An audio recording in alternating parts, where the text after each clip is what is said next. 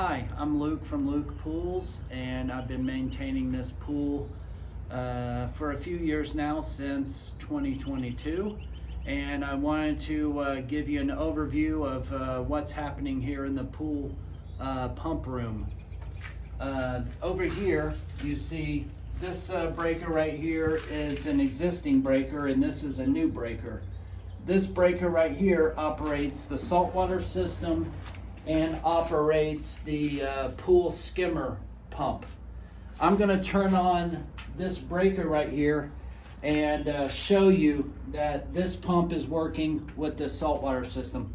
There's going to be a little bit of noise, so you might not be able to hear me when I'm talking. So I'm going to turn it on and let it run for a few seconds, and then I'm going to turn it back off. All right, it's got power. The saltwater system's going. The pool pump is kicked on. It is flowing water. The pressure gauge went up, so you know that the water is flowing. The saltwater system is on. The water is 72 degrees. It's on 50%. That is working. Now I'm going to turn it off here.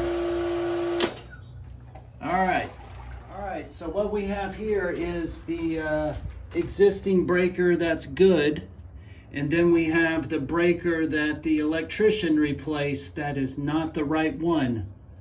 As you understand, there are many different kinds of breakers, and what we have here is a breaker that I'm pretty confident is going to work. You can see there's a size difference. In the back of this breaker, there's an extra extension on the back, and it will extend out to right here. This breaker, if I turned it on, it would pop immediately and pop the whole panel, and that's what all the power was lost. So I don't want to do that because it can be pretty dangerous. So I am going to take this breaker off, turn off all the power, take the wires off, and then I'm going to put my breaker in and connect it up, and then we're going to test it out and see if it works.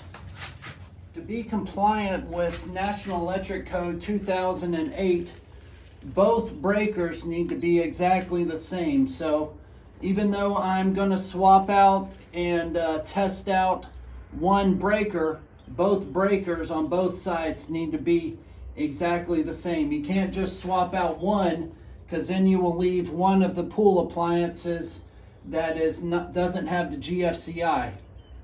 What you can see in my right hand is the breaker that the electrician put on, and then this right here is the breaker that I'm sure is going to work. They're the exact same size, but they're exact same size amp-wise, but they're two totally different breakers. And I took out the breaker that doesn't work and swapped it out for one that does work, and it's on. That is on. That operates this pump right here that's closest to the door. I'm going to turn on this other pump over here and the saltwater system. Now they're both on.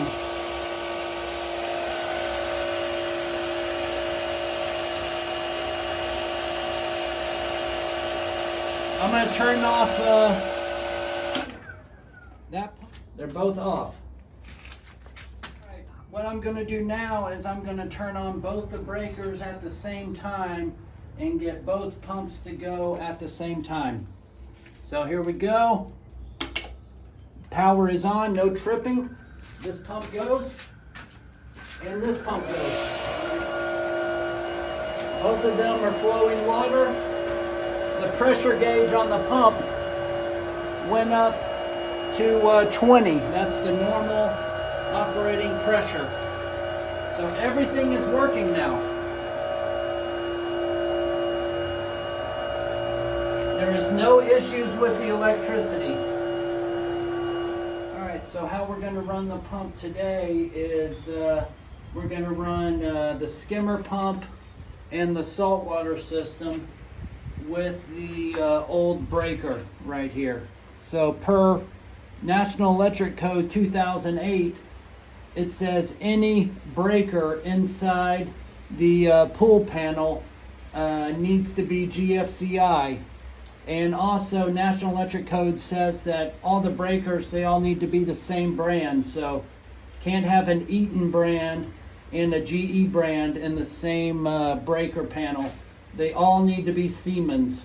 So you'll have to come over here and check the panel to make sure that this panel will work. It's a GE panel. You need to make sure it will work with the Siemens breakers. Otherwise, you need to change out this whole panel.